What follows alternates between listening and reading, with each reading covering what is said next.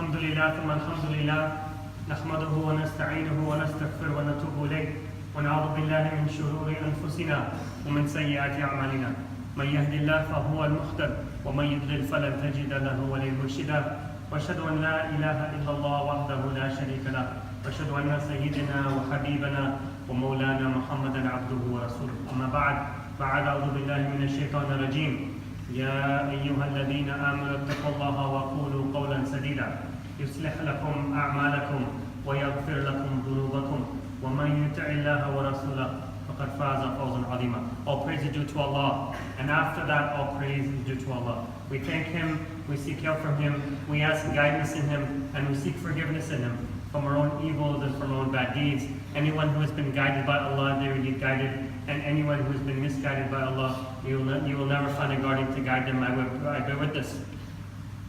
There is no deity worthy of worship except for Allah, the only one without partner. And I bear witness that Muhammad sallallahu alaihi wasallam is the servant and his messenger to proceed forward.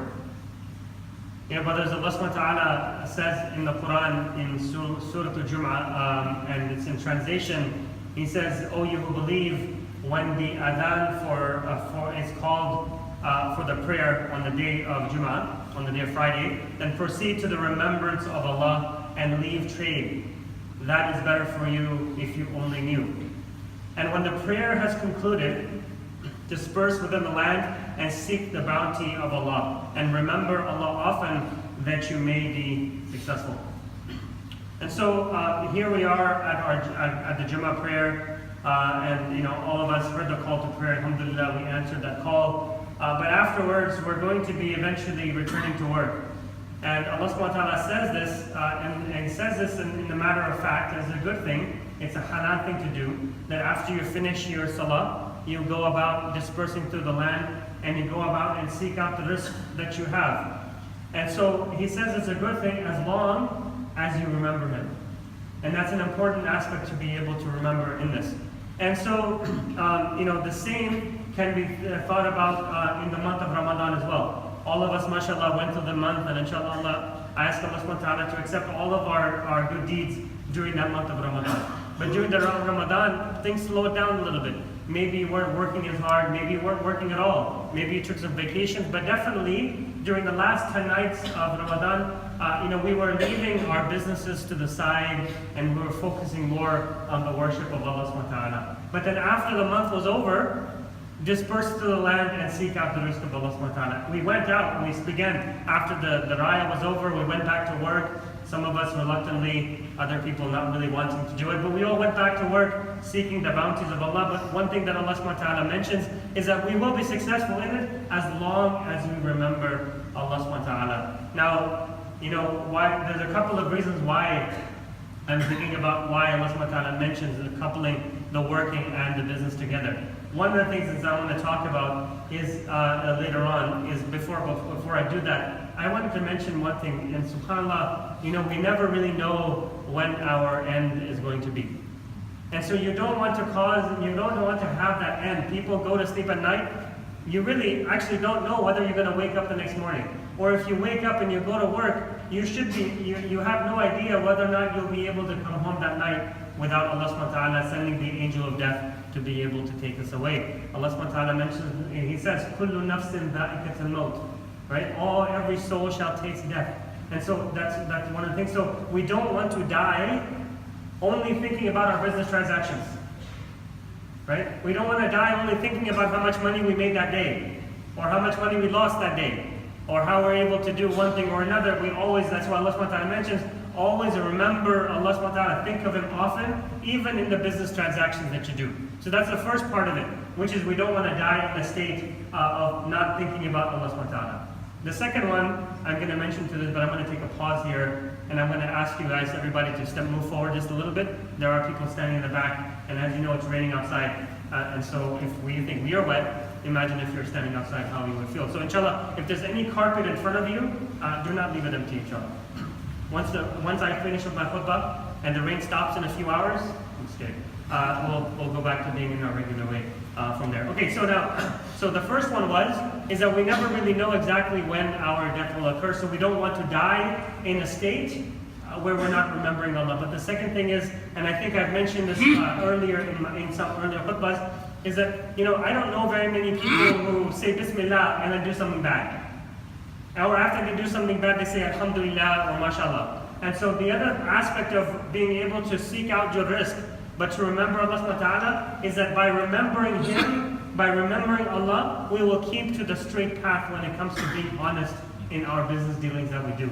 And that is important for us to also keep in mind. So there's a couple of reasons why today what I want to talk about has to do with business ethics in Islam. And the reason I want to do that is because I don't want to get technical with everybody, but I know there are some people here in the Jummah that are in the field of Islamic finance. And so, as we know, in this field, there was a recent announcement by a company who basically wanted to default on one of their sukuk offerings, and they basically said, well, because it's not Sharia compliant, we don't want to pay it off. And for most people who know, that was basically an excuse for them to not pay out anything. So I wanted to kind of, I was thinking about this issue, and so I wanted to obviously talk about it, because as you know, I do this within my khutbahs, is really trying to give examples of our common lives. But then at the same time, not only in regards to the sukuk offering that was there, but a lot of times, when we are dealing with Muslims, when you say, I want to go to a Muslim mechanic, or I want to go to a Muslim so-and-so, sometimes to me it feels like when I do it, I feel like I'm doing a sadaqah. Meaning that I'm not really going to get what I asked for, I'm going to pay my money, and then really go out to a non-Muslim and get things done, and then actually I have to make that business transaction work done. But the question is, why do I have to think this way? Or why do most people think that they don't want to deal with Muslims because they're only going to get cheated and those type of things? Because this is not within our religion. This is not within our faith, and this is not what the Prophet ﷺ has actually taught us. And the world of business is something very, very important. Now, even before the coming of the Prophet ﷺ, there was a people who were business people at heart and in mind. And all they did, they actually gained their wealth, and they gained their prosperity, and they gained their standing within society because of the businesses that they ran. And this was no other than the people of Madian.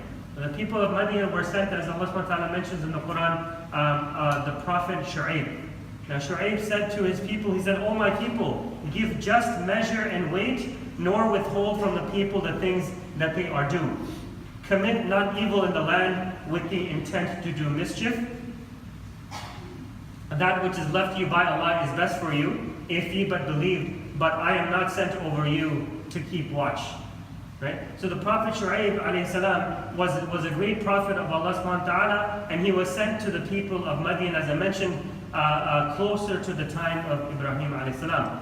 And so the Prophet Shu'ayb was sent among the people, and one of the things that he was telling them obviously was to believe in one Lord. But the second that he was sent for is to be able to tell them not to cheat of the weights that we have in measurement.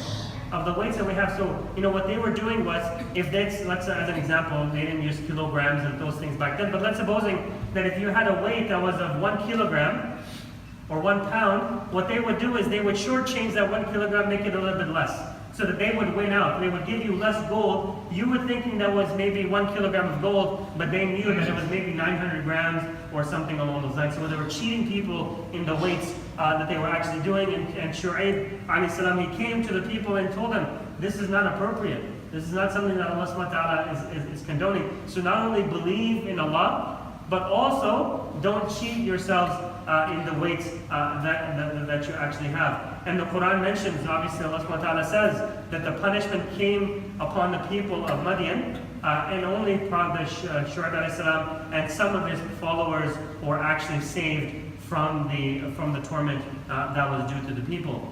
Now, business and ethics are not something that is separate. It's actually interconnected, right? Some people say business ethics is an oxymoron. It's really not. It's supposed to be, from an Islamic perspective, it's supposed to be something that's joint. And that's why Allah subhanahu wa ta'ala mentions, as I go back to my beginning verses, that He says, when you go out into the land, right, remember Allah often so that you will be successful. Successful not only in the hereafter because you were making dhikr of Allah, but also successful in the transaction that you do. because Allah subhanahu wa ta'ala will bless them when you make remembrance of Him. And so they are interconnected, and we saw this in the story of Shu'ayb in the ayahs that I mentioned in Surah Hud, right? But also it's interconnected in that the Prophet ﷺ, our beloved messenger, gave many examples of how business ethics should be taken into consideration.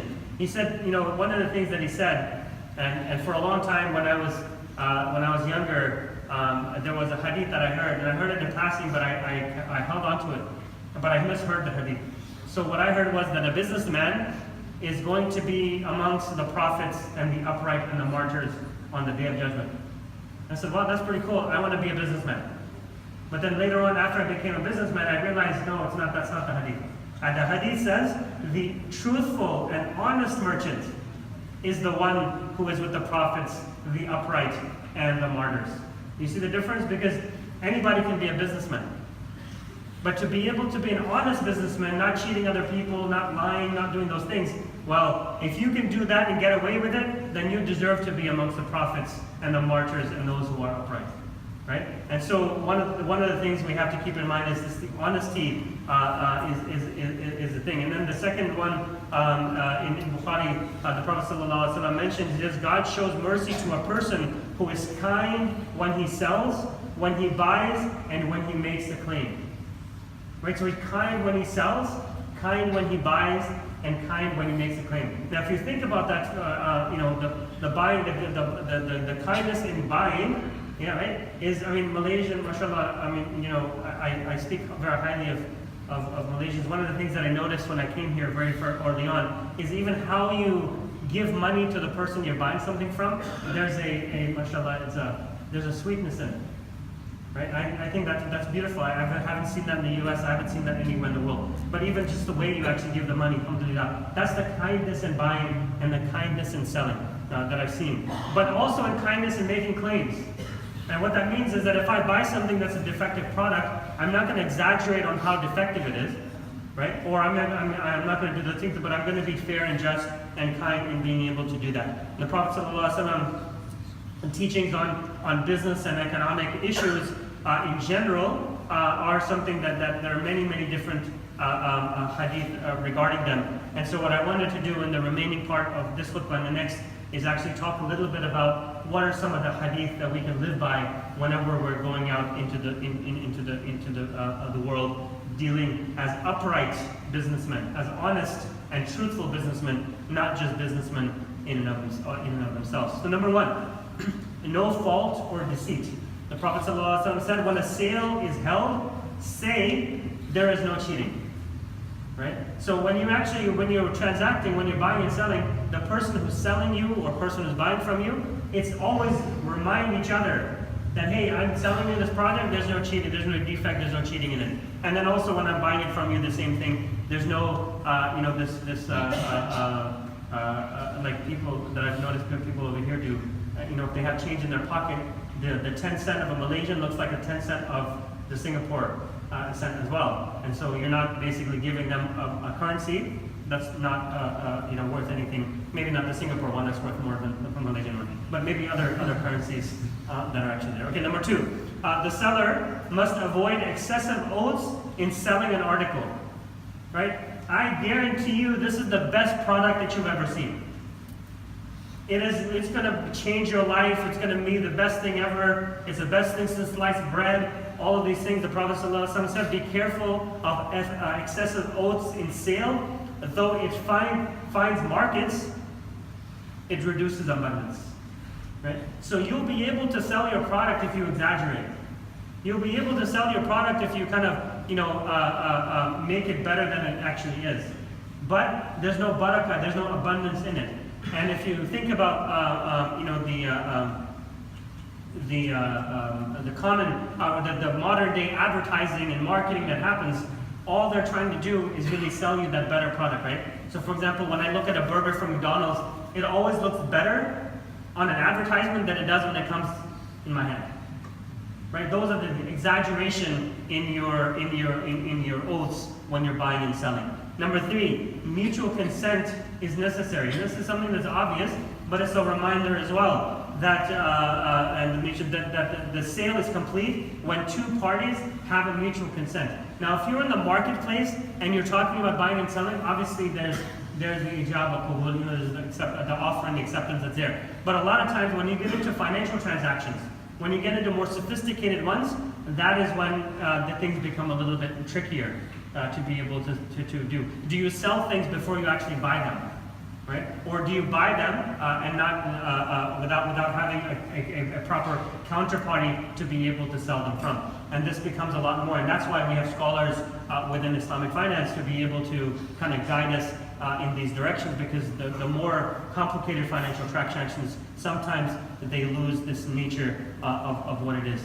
And then number 4, be strict in regards to weights and measures.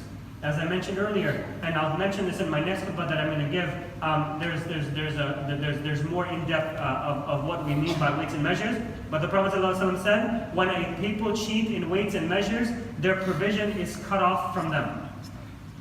And he told the owners of the measures and the weights, he told them, he said, you have been entrusted with affairs over which some nations before you were destroyed. And obviously from the Quran we know that the Prophet ﷺ is talking about the people of Shu'ayb alayhi salam. Number 5, he forbade a monopoly.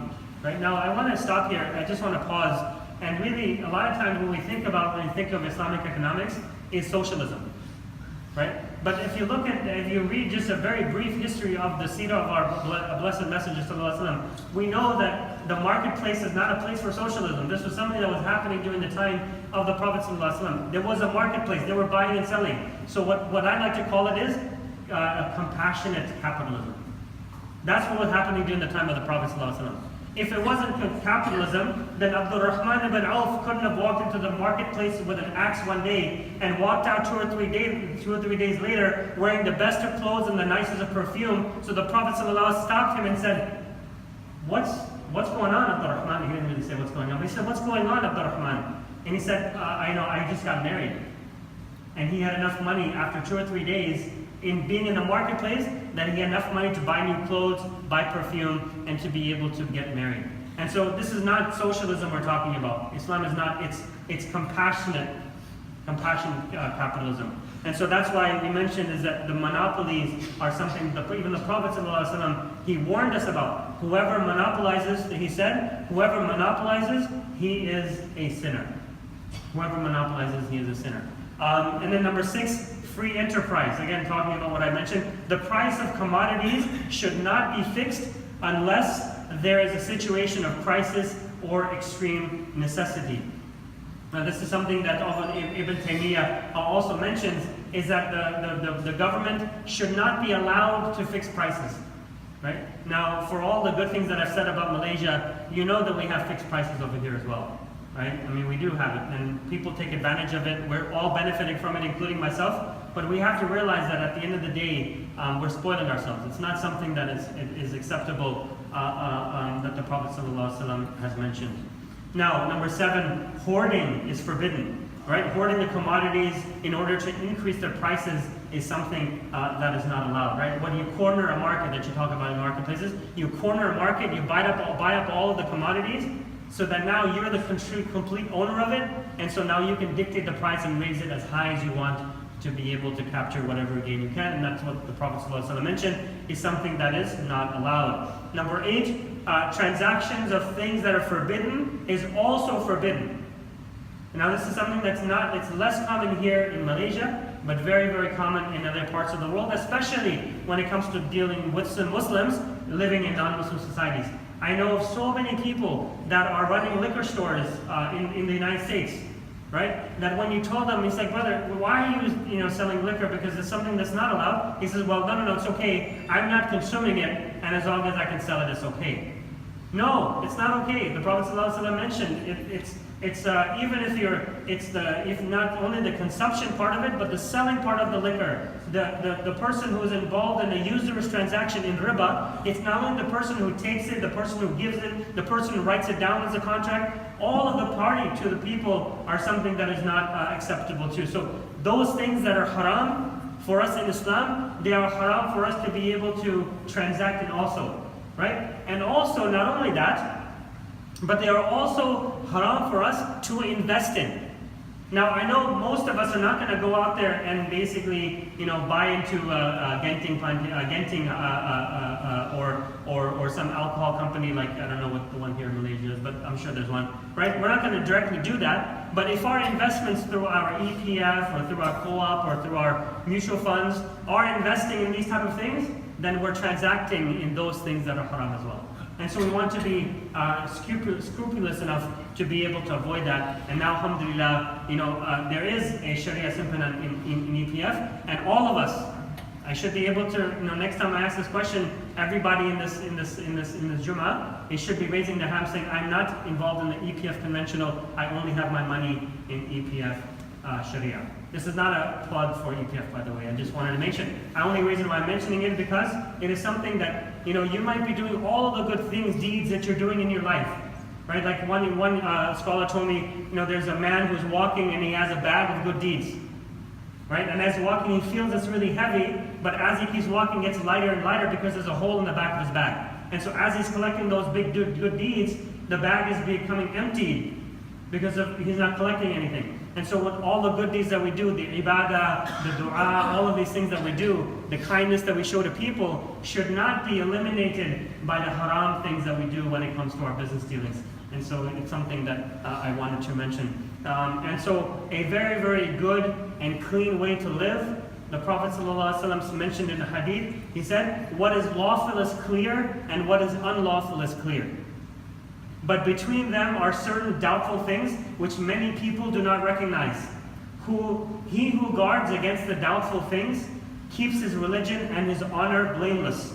But he who falls into doubtful things falls into what is unlawful. Just as a shepherd who pastures his flocks around a preserve will soon pasture them within it.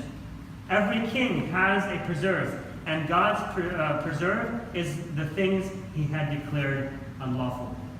I ask Allah subhanahu wa ta'ala to make us of those who are upright and truthful in our business dealings, and to accept us on the day of judgment amongst the martyrs, the prophets, and the truthful people. أقول قولي هذا وأستغفر لكم واستغفر.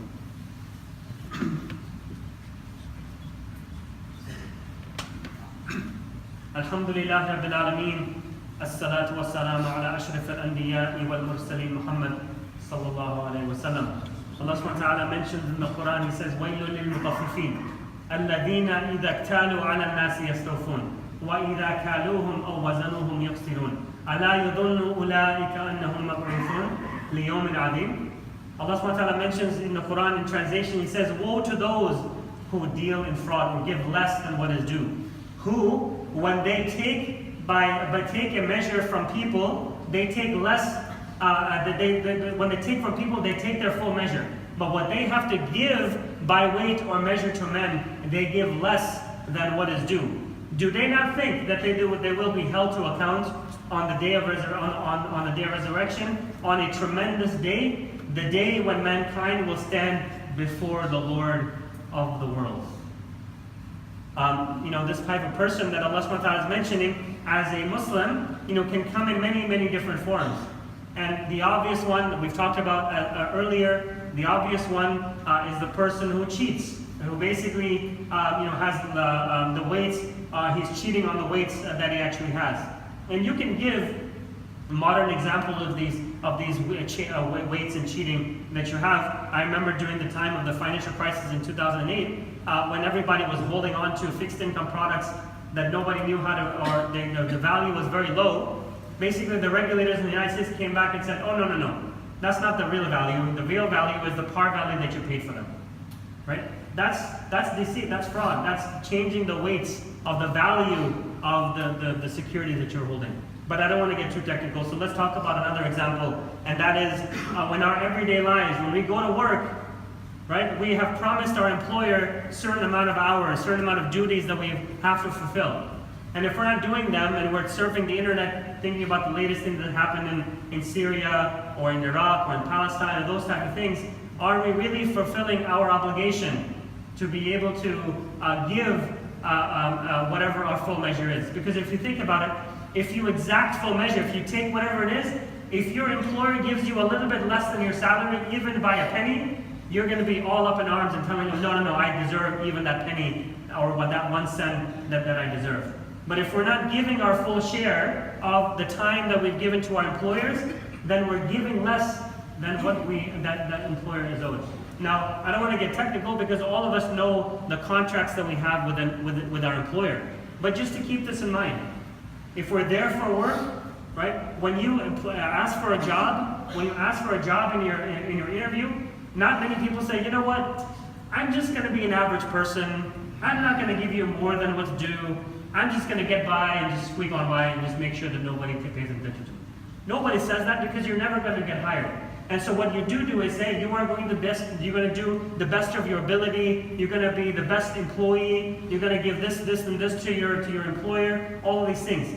And if you're not doing that, if you're not living up to your potential, and you're doing it on purpose, then again, it might be that you fall into one of these categories, and we should be very, very careful of being able to do that. And then also, the very, very famous thing, taxi cabs all over the world. Forget about any specific country.